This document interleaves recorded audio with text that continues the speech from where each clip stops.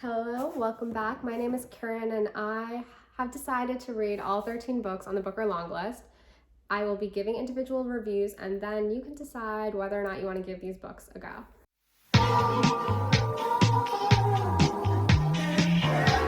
Today we're going to be talking about Oh William by Elizabeth Strout.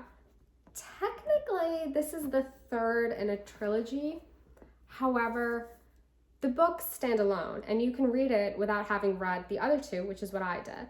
Our narrator, Lucy, a woman in her early 60s, will drop moments where she's like, I've already explored the relationship with my mother in a previous novel, but here's two things that you need to know to understand this. So those moments really help you to feel like you're not missing out. I feel like you definitely can read this without having read the other two.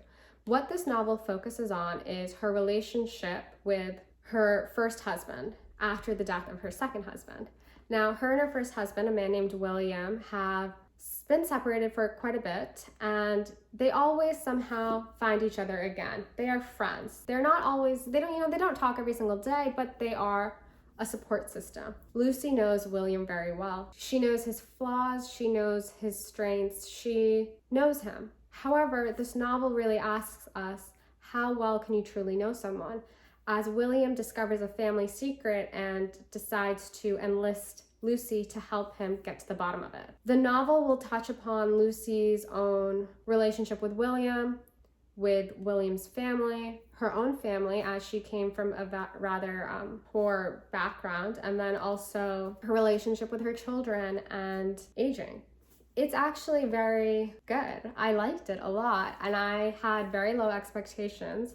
And I came into the novel and I was kind of swept away by Lucy's narrative. It's kind of, for a reference point, it's as if you took The Friend by Sigrid Nunez and Rachel Cusk's outline and second place and kind of amalgamated them to give us Oh William. What I found the most interesting about this though, and obviously there's a lot of stuff about marriage and aging and, as I said before, how well you can really know someone, but I thought this was a great portrait of class in America because, especially from what I read, that's not really something that's highlighted.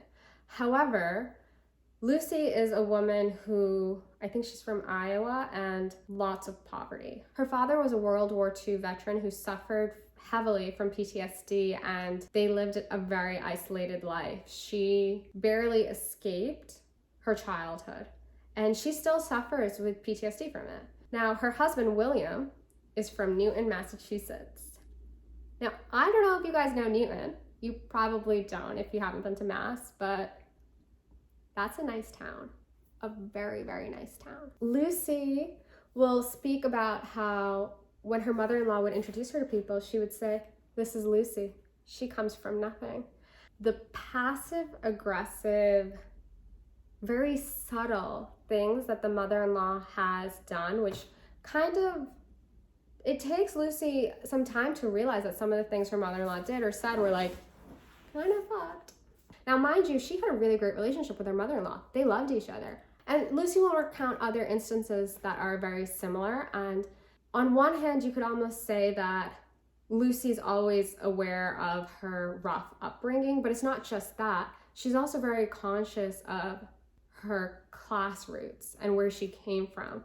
So she always feels like she's on the edge. She frequently says that she feels invisible, even accepting and acknowledging the fact that she is not invisible. People do see her. So as a result of her upbringing and the limited access that she had, she frequently is aware of it. Even in her 60s, she somehow feels like she can't move past this. But she'll comment how, other people that she knows were able to do this, or how her children, these confident, beautiful women in their 30s, are leagues and bounds away from where she was. Yeah, so I think for me personally, the class stuff really stood out for me on this book because Lucy is never able to get past it fully. As a whole, I would actually really recommend this book. I think there's a lot of themes to discuss and delve into.